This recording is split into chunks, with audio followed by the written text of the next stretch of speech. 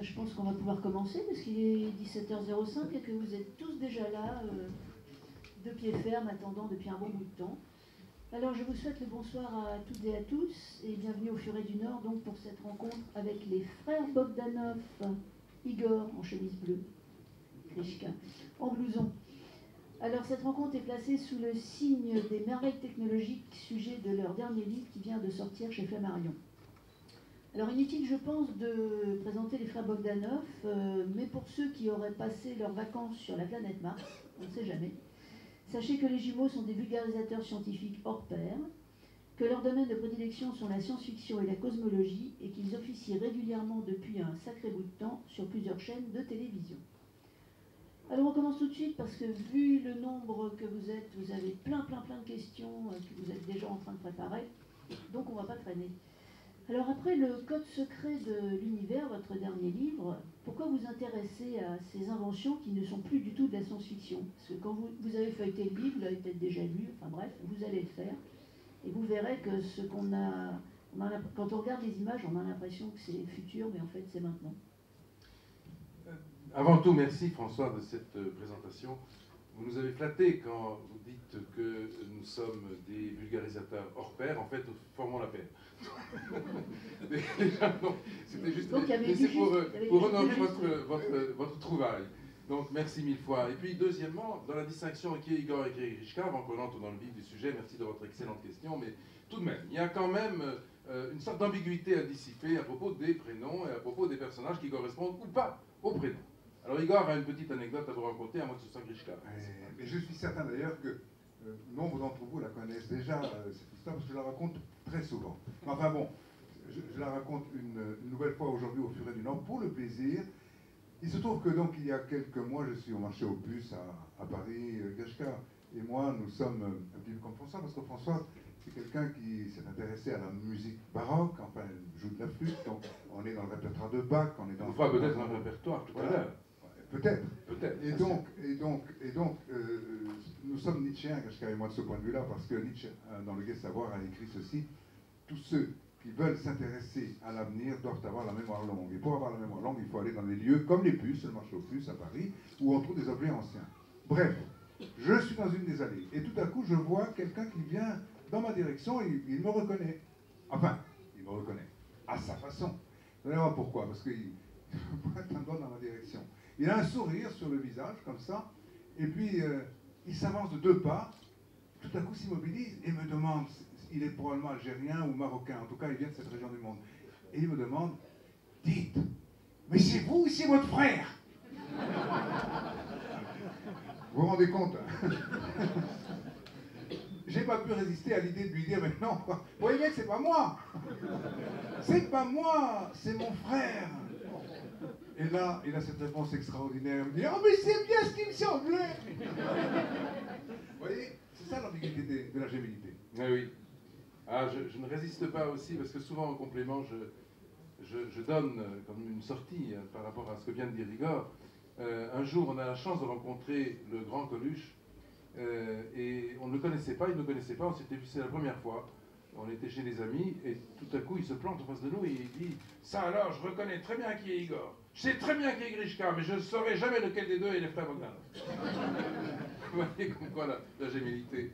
Bon, voilà. Donc c'était pour nous présenter. Maintenant, vous avez bien compris, je crois que je suis Igor Grishka, et c'est Igor.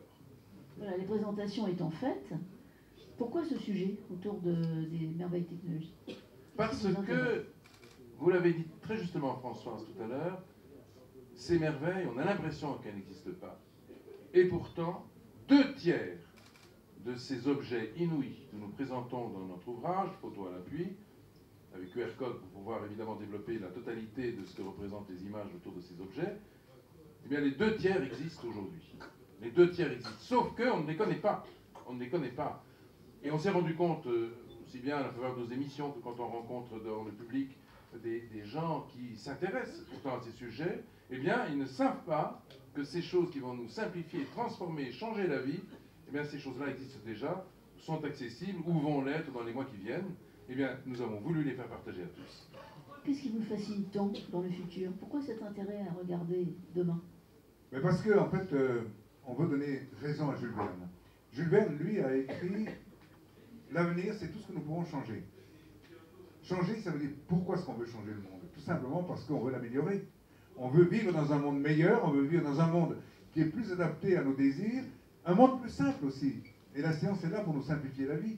Ne l'oublions jamais. Donc, pourquoi est-ce qu'on s'intéresse à l'avenir? Parce que finalement, ça nous permet déjà d'anticiper sur ce que deviendra le monde pas dans 10 ans, mais là, tout de suite, parce que l'avenir, justement, il est là, il est à portée dans notre main, et on peut importer du futur à travers les objets, les merveilles technologiques qui existent d'ores et déjà. Alors vous dites que la science est là pour nous simplifier la vie, mais est-ce qu'on est prêt aujourd'hui pour cette société du tout technologique que vous nous décrivez et qui est complètement étonnante? Alors, oui, alors, mais il faut quand même rester un instant sur cette proposition qui est paradoxale. La science, c'est compliqué. C'est vrai qu'il y a des équations, les mathématiques sous-jacentes sont difficiles. C'est pas si simple de comprendre comment fonctionne déjà une voiture, mais quand on regarde comment fonctionne un téléphone portable, nous qui en avons tous un dans nos poches, savoir comment ça marche exactement, c'est quasiment hors de portée. Donc c'est difficile. Sauf que ça simplifie énormément dans l'usage la vie quotidienne. Il est impassable aujourd'hui, pour la plupart d'entre nous, de ne pas être sécurisé, de ne pas être parfois même sauvé par le téléphone portable, de ne pas avoir cette distance raccourcie entre les êtres, entre ceux que nous voulons atteindre. Grâce à cet outil merveilleux, eh bien, nous avons effectivement changé notre vie, nous avons changé nos modes d'adaptation et nous sommes devenus beaucoup plus sereins dans la vie quotidienne. Alors c'est cela la science. La science nous donne accès à la sérénité. La science, Igor vient de le dire, ne complique pas les choses, elle les simplifie. La science ne donne pas lieu à des problèmes nouveaux, au contraire, elle apporte des solutions. Mais c'est la raison pour laquelle toutes ces solutions, on a voulu les faire partager. Il y a 2000 images dans ce livre, et il y a pratiquement autant de QR codes. Donc vous pouvez avoir accès à la totalité de ce qui se fait de plus en pointe, que nous avons ramené évidemment des 4 coins du monde. On a été partout. On a été aux États-Unis, dans tous les laboratoires, à la NASA, chez Google, chez IBM, chez Microsoft. On a été partout dans ces endroits-là. Puis on a été en Chine, on a été en Russie, en Allemagne, au Japon. Et là, on a été dans tous ces laboratoires, tous ces lieux secrets, parfois difficiles d'accès. Les portes ne sont pas ouvertes comme ça toutes seules, mais en 3 ans, on finit par traverser des barrières. Et des objets qui étaient encore au laboratoire en exploration il y a 3 ans, eh bien aujourd'hui sont devenus des réalités, et même des réalités accessibles dans le marché, aujourd'hui. Donc, c'est la raison pour laquelle, oui, cette florescence, cet éventail inouï qui se préparait il y a 3 ans existe maintenant, encore une fois. Hein. 2 tiers de ces objets existent, et ils vont transformer nos vies.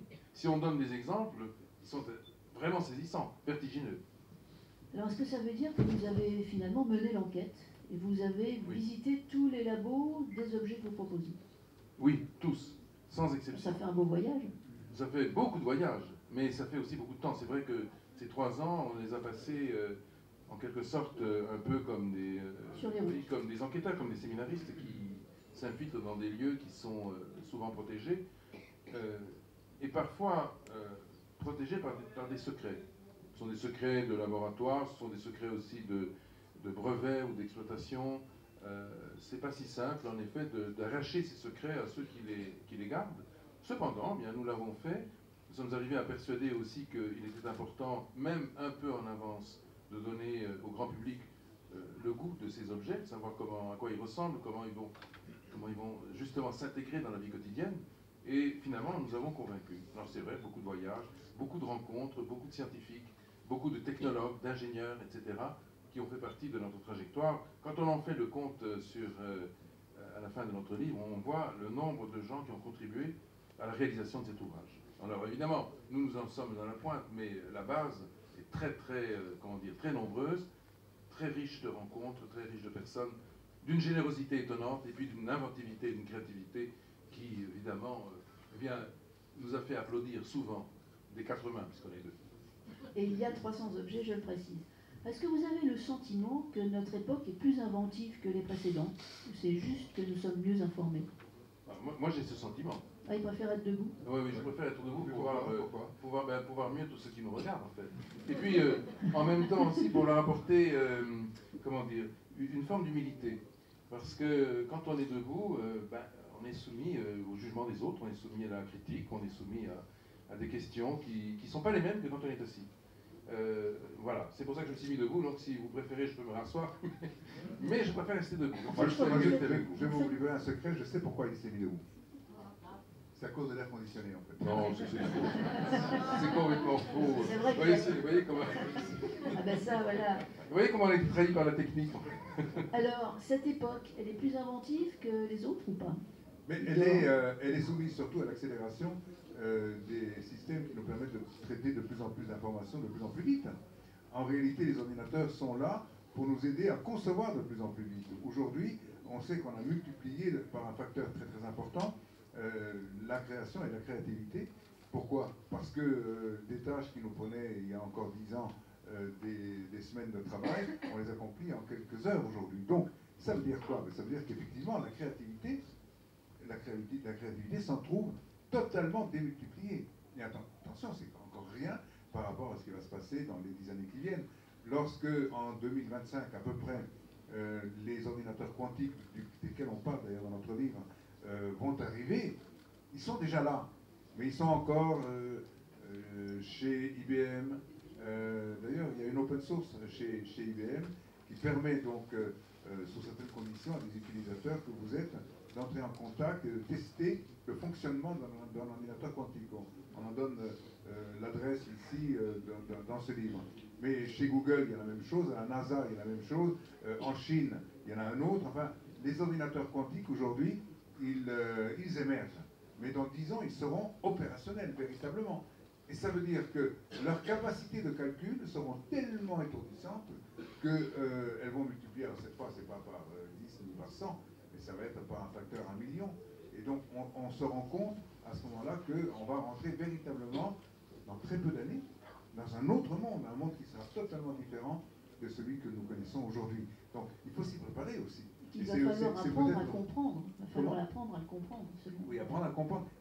Là, il y a en effet une vraie interrogation, parce qu'on ne sait pas quelle sera la relation entre l'homme et ces machines dotées de capacités absolument vertigineuses. On ne le sait pas, parce que les ordinateurs que vous utilisez, qu'il s'agisse d'un petit ordinateur de poche qui est dans votre téléphone portable, ou bien d'un ordinateur dit transportable, enfin celui qui, vous savez, les ordinateurs qu'on a au bureau, eh bien ces ordinateurs-là, ils fonctionnent tous, même les plus gros, sur le principe binaire, c'est-à-dire en fait, l'information est stockée sur des 0 et des 1. Voilà, quand il y a 1, le courant passe, quand c'est 0, le courant ne passe pas. Donc c'est tout simplement ça. Et donc à partir de là, on a un accès à ce qu'on appelle la pensée binaire. Or, les ordinateurs quantiques, eux, sont d'un tout autre type, puisque les informations ne seront plus stockées sur des puces en silicium, mais sur les états quantiques des atomes. C'est-à-dire qu'on va descendre au niveau atomique.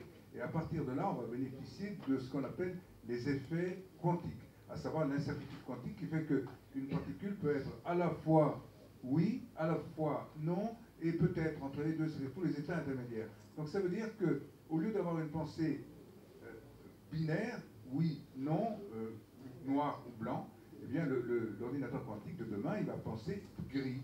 Et c'est en fait une des caractéristiques de l'esprit humain, ça, on pense tous un peu flou.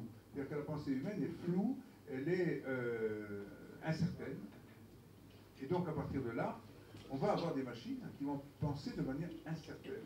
Là, ça va être un défi, parce que quel va être le type de relation entre nous et ces machines-là? Bon, moi, je parie évidemment sur, puisqu'on dit que la science libère et qu'on fait confiance à la science, je parie que les relations entre nous et ces machines seront des relations qui vont multiplier par un facteur X toutes nos capacités, justement, face au malheur humain. Le malheur humain, c'est quoi? C'est de voir les êtres disparaître à la suite de maladies, c'est de devoir mourir, tout simplement. C'est la limitation auquel nous sommes confrontés. Demain, ces machines seront là pour nous libérer, parce qu'elles vont nous permettre de, justement, guérir et de triompher peut-être de toutes ces grandes maladies de structure. Elles vont nous permettre d'allonger la vie. Elles vont nous permettre des choses qui sont encore totalement inaccessibles aujourd'hui. Bon, alors restons dans l'optimisme. J'ai l'impression que Igor a été complètement bluffé par l'ordinateur quantique. Mais Grishka, c'est quoi l'objet qui vous a le plus bluffé? Donc, Dans ces 300 que vous décrivez, il y en a peut-être un qui vous a... Beaucoup de ces objets sont fascinants, je dirais même la totalité, la quasi-totalité, mais certains de ces objets, nous les avons essayés. Alors, les sensations les plus fortes que moi-même j'ai eu à rencontrer ces objets, la sensation la plus forte, c'est incontestablement m'installer à bord d'une voiture volante. Volante. Volante. Non, alors c'est plus qu'un drone. C'est plus qu'un drone. C'est une vraie voiture. Cette voiture est fabriquée en Europe de l'Est et aujourd'hui elle est parfaitement au point, à tel point que Igor et moi, on a la chance d'être pilote d'avion et d'hélicoptère, donc on maîtrisait bien déjà les outils volants, mais là, vous vous installez à bord d'une voiture, avec un volant, avec tous les instruments qui caractérisent une voiture. Puis vous vous déplacez, imaginez, vous sortez ici du Furet du Nord, vous allez prendre votre voiture, et puis vous allez sur l'autoroute. Et là, une fois que vous êtes sur l'autoroute, c'est ce qu'on a fait, on était sur l'autoroute. Et qu'est-ce qu'on a fait? On a déployé les ailes en appuyant sur un bouton. On déploie les ailes. Ensuite, on a mis en action une hélice qui s'est elle-même dépliée, qui est à l'arrière de la voiture.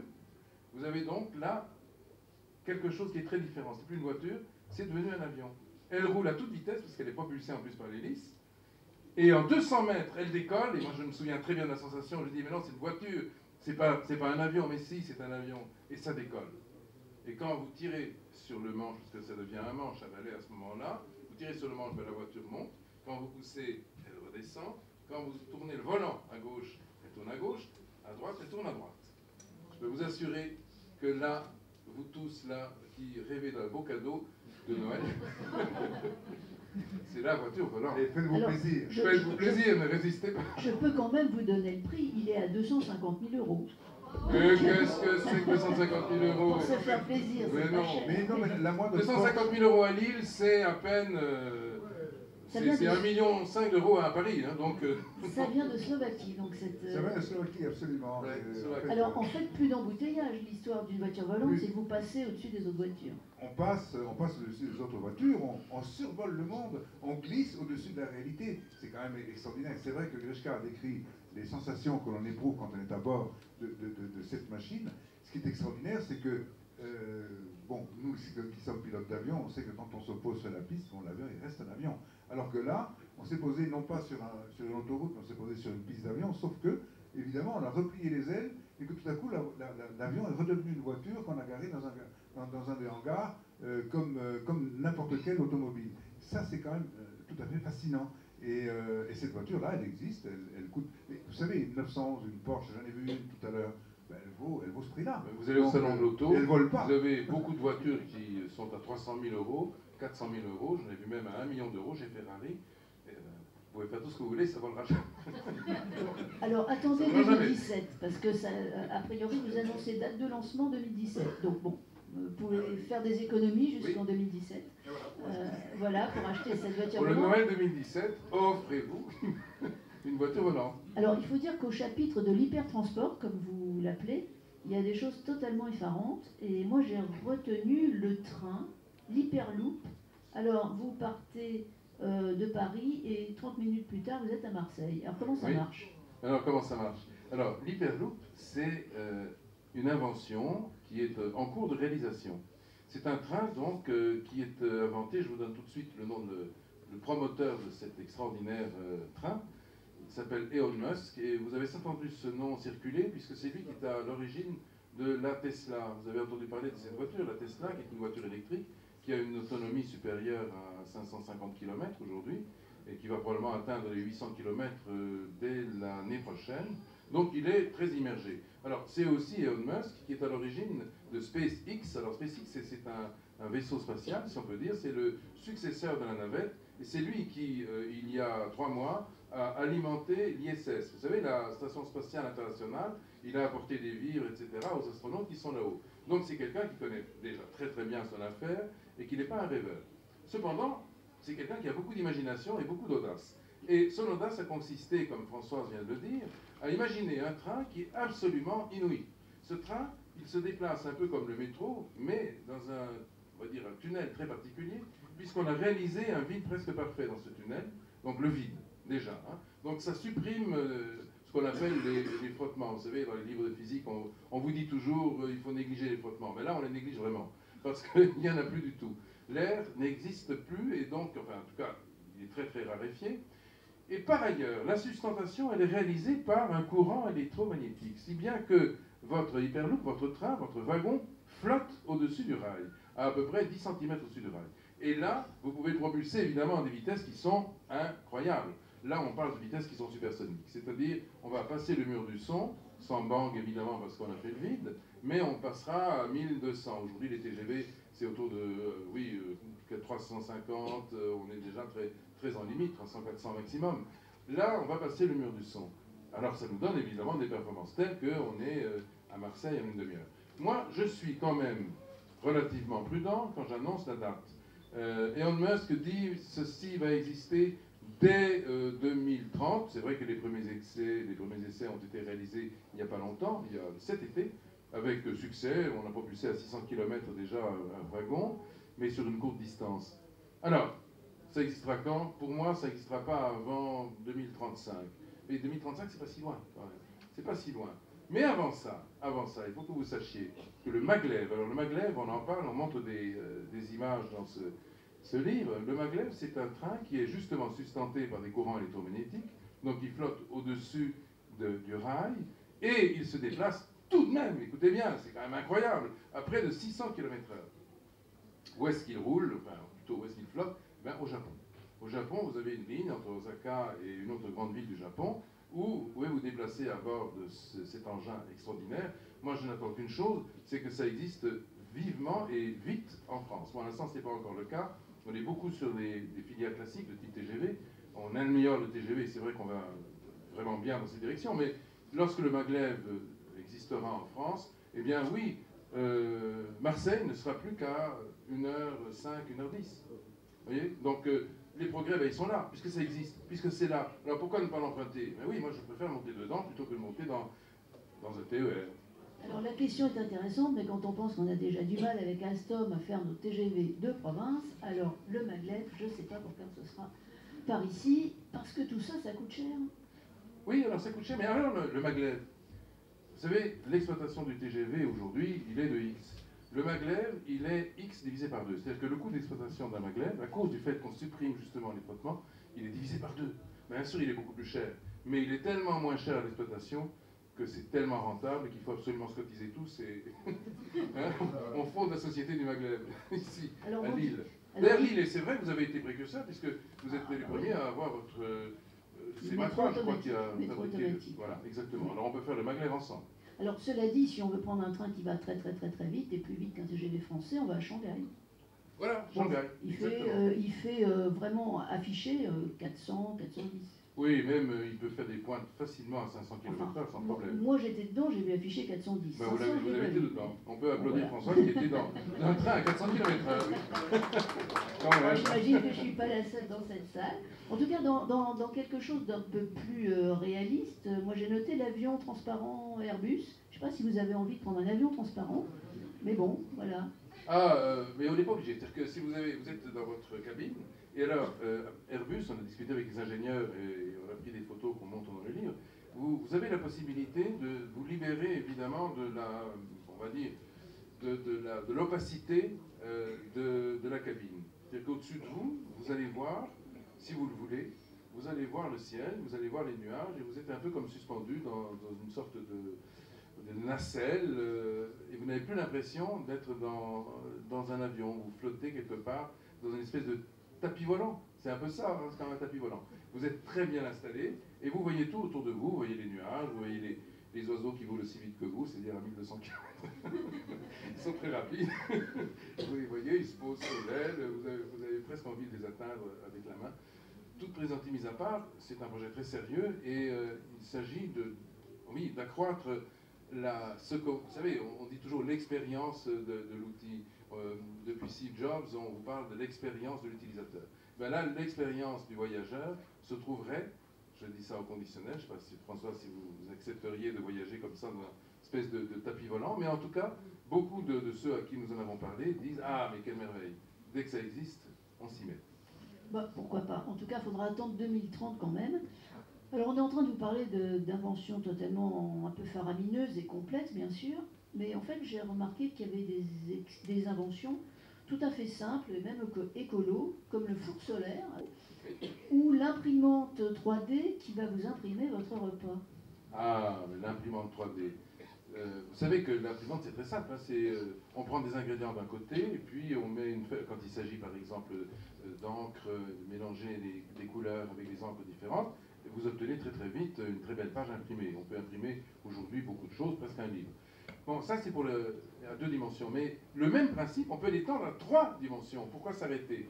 Eh bien, c'est ce qu'on fait aujourd'hui les ingénieurs. Ils fabriquent des imprimantes qui permettent d'imprimer des aliments. Alors, qu'est-ce que vous mettez dans les caissons? Ben, vous mettez du concentré de carottes, vous mettez un petit peu d'œufs lyophilisés, vous mettez de l'autre côté des poudres, du sel, etc. Enfin, tous les ingrédients qui vont faire un plat merveilleux. Et en 10 minutes, avec des systèmes de chauffage évidemment qui sont sophistiqués, en 10 minutes, vous avez votre plat que vous avez programmé tout simplement grâce à votre logiciel. Vous avez quand même, il faut le dire, 3450 recettes dans ce genre d'imprimante. Donc vous avez le choix, vous pouvez faire ce que vous voulez. Des hamburgers si vous le voulez, mais aussi, pourquoi pas, un saumon avec une petite purée persillée. Bon, disons que là, on n'est pas dans la cuisine française, mais c'est tout à fait étonnant. Alors, dans l'imprimante pour les aliments, ce sont les Allemands qui ont eu cette idée. Et puis alors, il y a l'imprimante pour le petit déjeuner, c'est les Américains, et elle n'est pas très chère, 270 € pour faire votre petit déjeuner imprimé en 3D. Alors, si on reste dans la cuisine, on a évidemment le robot chef cuisinier, le robot qui fait la vaisselle, et puis le robot livreur de pizza. Le robot livreur de pizza. Igor s'est fait livrer une pizza il y a combien de temps? Il y a 15 jours. C'était il y a 15 ans. Et la livraison a pris 1 mois et demi, enfin bon. J'ai vu dans votre livre qu'il y avait des restaurants... Sérieusement. Sérieusement, il existe. Hein, ça existe évidemment. Ce robot, bien entendu. Et il permet donc tout simplement d'avoir accès à des livraisons rapides, mais qui sont plus effectuées par des êtres humains, mais par des machines, hein, par des robots qui sont intelligents, qui sont dotés d'une intelligence artificielle telle qu'ils savent reconnaître le parcours, aller chez vous, livrer votre pizza et puis repartir au four, si on peut dire. Donc ça, c'est tout simplement les progrès de l'intelligence artificielle qui permettent ça. Alors le chapitre sur les robots est évidemment très important et pose beaucoup de questions que j'espère vous êtes en train de préparer. Mais en Chine, il existe des restaurants où les serveurs sont des robots, c'est-à-dire vous n'avez pas des personnes qui viennent vous servir, mais ce sont des robots. Ce sont des robots qui sont programmés. Oui, on a testé ça, mais on s'habitue très très vite d'ailleurs à la présence de ces serveurs. Elles sont habillées d'ailleurs en rouge et blanc. Et on sent que ce sont des personnages féminins, plus ou moins. Et sont programmées, ces machines-là, elles sont programmées pour en tout cas mimer le comportement d'êtres humains. Autrement dit, on oublie assez rapidement qu'on a affaire à des machines, puisqu'on passe les ordres, elles vous répondent, elles vous demandent la cuisson, etc. En fait, on interagit avec elles un peu comme on interagirait avec un serveur humain, sauf que ce sont des machines, et que dans la salle, il n'y a que des serviteurs, entre guillemets, robots, des robots, on est dans un restaurant entièrement robotisé, on l'oublie et on déguste des plats qui sont eux aussi d'ailleurs fabriqués par des robots. Donc on vit dans un univers où finalement on est heureux d'être un être humain. Alors le monde des robots est sans fin parce que vous nous présentez des robots pompiers, des robots sauveteurs. Ça c'est important parce alors, que ça c'est important. Là, très important. Voilà. C'est moins anecdotique parce que c'est vrai que on a quand même plaisir d'être servi par un être humain. Les robots peuvent le faire, mais ce n'est pas pour autant qu'on a envie d'être servi par une machine. Là où la machine, le robot devient vraiment un auxiliaire plus que précieux, c'est lorsqu'il lutte contre les grands dangers qui nous menacent, notamment les incendies. On a vu en action un robot pompier, mais c'est tout juste incroyable. On montre la photo d'ailleurs dans le livre. C'est un robot qui résiste, qui est complètement ignifuge, évidemment, qui résiste totalement aux flammes. Il peut résister à plus de 1400 degrés. Donc, imaginez 1400 degrés. Ça veut dire que l'être humain, même à très grande distance, se trouve déjà complètement éliminé par l'incendie. Lui, pas du tout. Il avance et il est au milieu des flammes. Et au milieu des flammes, il peut, même lorsqu'il s'agit d'incendie chimique, il peut évidemment éteindre tout. On le voit, on l'a vu en action, et vous voyez des films, on a montré d'ailleurs grâce au QR code, vous allez voir un film qui est dans le livre, qui montre ce robot pompier en action, c'est tout juste saisissant. Et là où, alors je vous dis le nombre de pompiers qu'il remplace, il remplace tout à fait exactement 28 pompiers. 28 hommes qui sont évidemment exposés à de grands dangers, dont certains sont blessés, parfois très, très gravement, et lui, ben, il s'en sort tout de suite, et en un quart d'heure, il fait le travail. Et il nettoie évidemment complètement l'incendie. Alors il y a les incendies, mais en cas de conflit, on imagine que les robots sauveteurs sont extrêmement Les appréciables. robots sauveteurs, absolument François. Ce sont des robots qui sont capables évidemment de désincarcérer, par exemple, des gens qui sont pris dans des accidents graves de voiture, de train ou autre. Eh bien, grâce à sa force et aussi à son intelligence mécanique, eh bien, le robot, il va tout simplement défaire les entonnages, faire en sorte de libérer évidemment l'être humain qui est en dessous, et il va aussi apprendre des gestes. Il a les gestes pour sauver. Ce sont des robots secouristes qui sont capables d'appliquer tout de suite les premières méthodes, les premiers secours, les premiers gestes de secours pour faire en sorte de sauver des vies humaines. Alors pour les accidents nucléaires, ben, c'est l'idéal. Vous croyez pas? Mais oui, bien sûr. En fait, les robots, dans ces situations-là... À Fukushima, si on les avait eus, on aurait été Fukushima, heureux. exactement. En fait, ils sont idéaux pour intervenir en milieu hostile.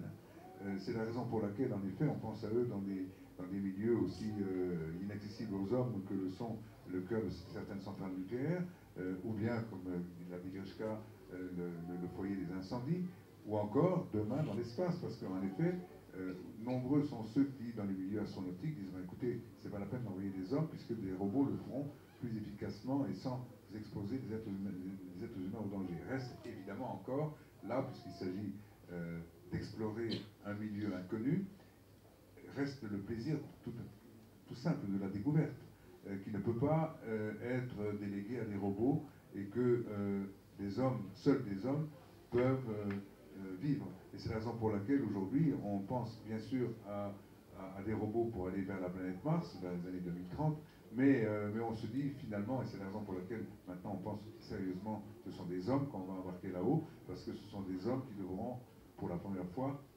poser le pied à la surface de la planète rouge. Mais après que les robots aient quand même fait le travail, hein, entre les explorateurs mécaniques qui ont été envoyés depuis le début des années 2000, aujourd'hui avec Spirit, avec les explorateurs martiens, ce sont quand même des robots sophistiqués.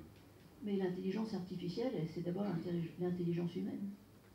Ben, elle fait partie, oui. Alors l'intelligence humaine, on dit toujours que les machines, la science déshumanise. C'est vraiment l'inverse. La science est civilisatrice en ce sens qu'elle humanise l'être humain.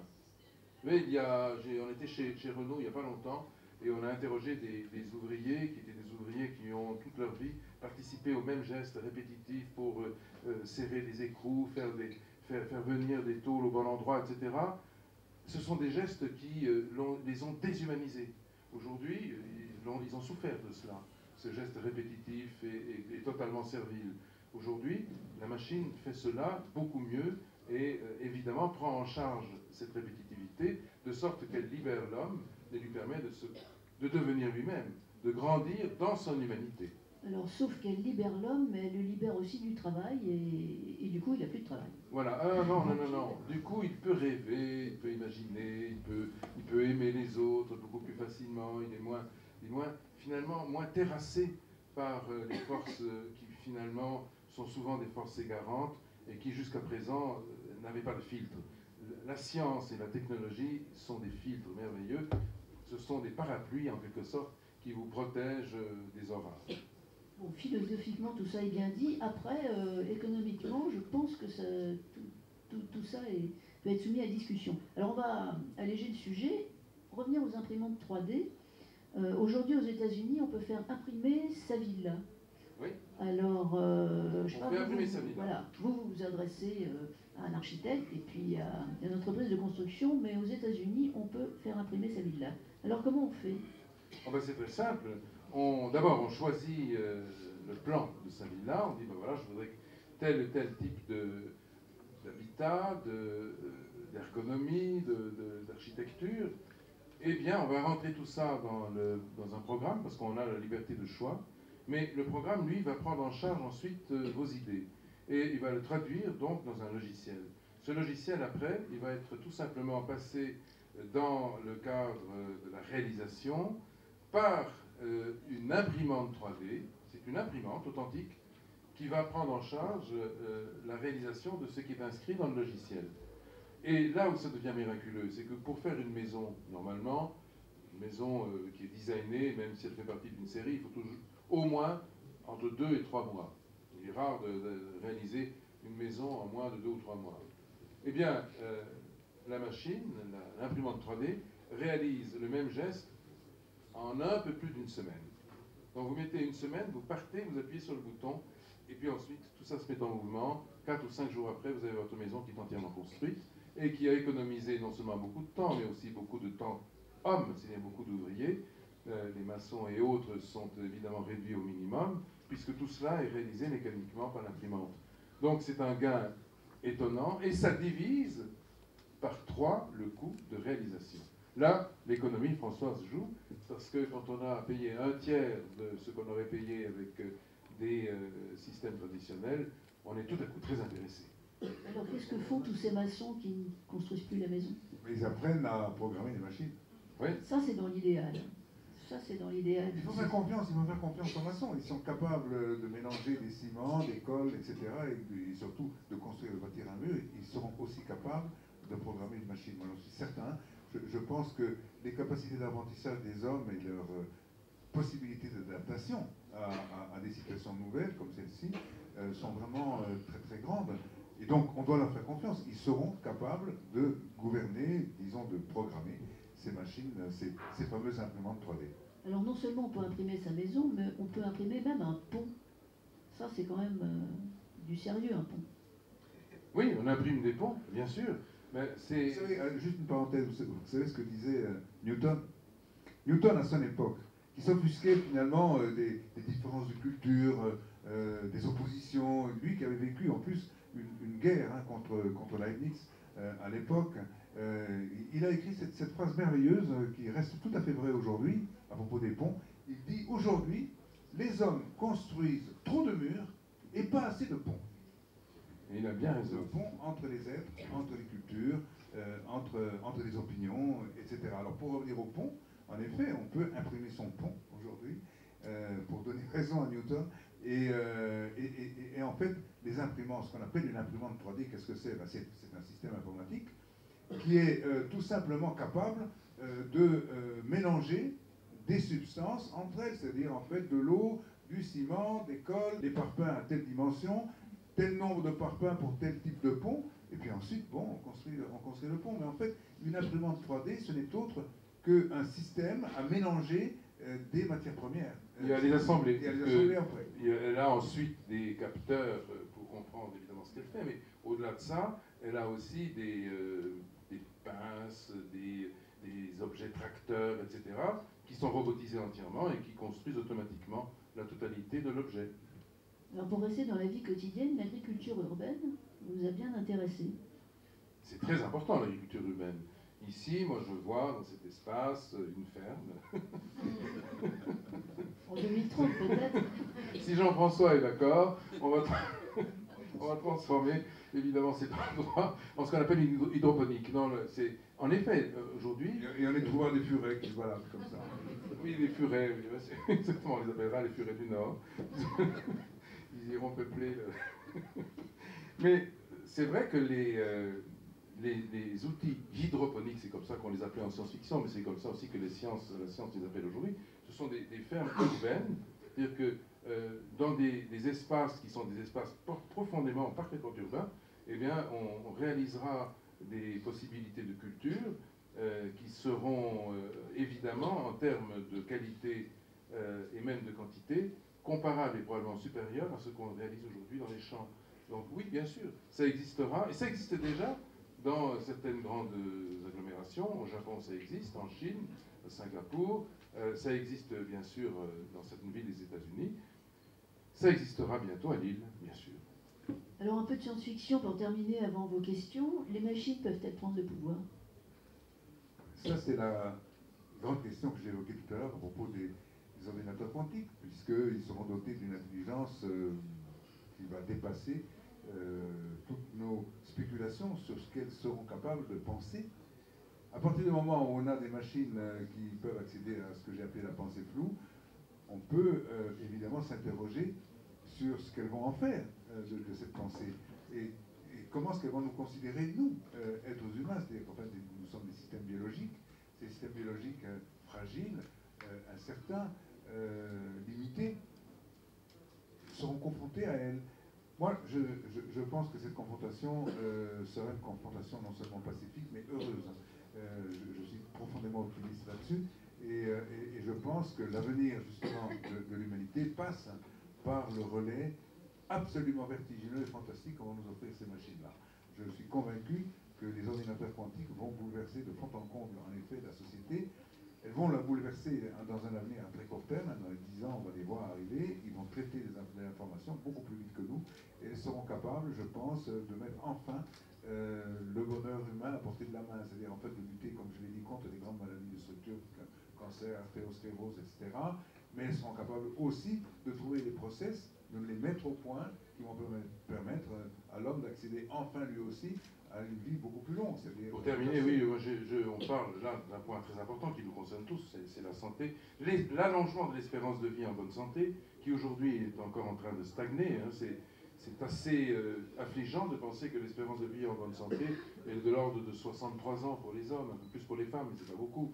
L'espérance de vie même est d'un peu plus de 80 ans pour les femmes, un petit peu moins pour les hommes, mais tout cela va changer. Et je discutais il n'y a pas très longtemps avec le patron de l'INSERM, il s'appelle Yves Lévy, c'est un biologiste, et donc c'est le patron de la plus grosse organisation dans le domaine des recherches médicales. Nous étions à dîner avec lui au Louvre, on discutait avec lui des grands progrès qui nous attendent. Il y avait un chercheur de l'INSERM qui était avec lui, à ses côtés, directrice de laboratoire, et elle-même spécialisée en oncologie, c'est-à-dire donc en recherche sur le cancer. Et elle me dit, les systèmes informatiques qui existent aujourd'hui ne nous permettent pas d'atteindre de bons résultats. Mais demain, les big data croisés aux puissances de calcul des ordinateurs quantiques dont parlait Igor tout à l'heure, vont mettre un terme à ces deux grands fléaux de civilisation que sont le cardiovasculaire et le cancer en moins de 10 ans. C'est-à-dire qu'en fait, avant 2030, ces problèmes seront résolus. Avant 2030, le cancer et les maladies cardiovasculaires auront disparu. Vous imaginez l'horizon nouveau qu'on aura atteint? Nous avons tous autour de nous des gens qui ont péri de ces terribles maladies, brutalement ou longuement, avec des souffrances terribles. Tout ça sera effacé. C'est ça la science, c'est ça le véritable progrès auquel elle nous convoque et auquel elle nous invite. C'est une convocation douce, mais c'est une invitation à laquelle on ne résiste pas. Donc moi je dis, vive la science et vive les merveilles technologiques. Bon, eh bien nous voilà rassurés. En tout cas, je vous remercie toutes et tous pour votre attention. Je remercie Igor et Grishka d'avoir répondu à nos questions. Merci François, merci à vous tous. Merci beaucoup. Et puis on accepte évidemment de faire toutes les photos que vous voulez.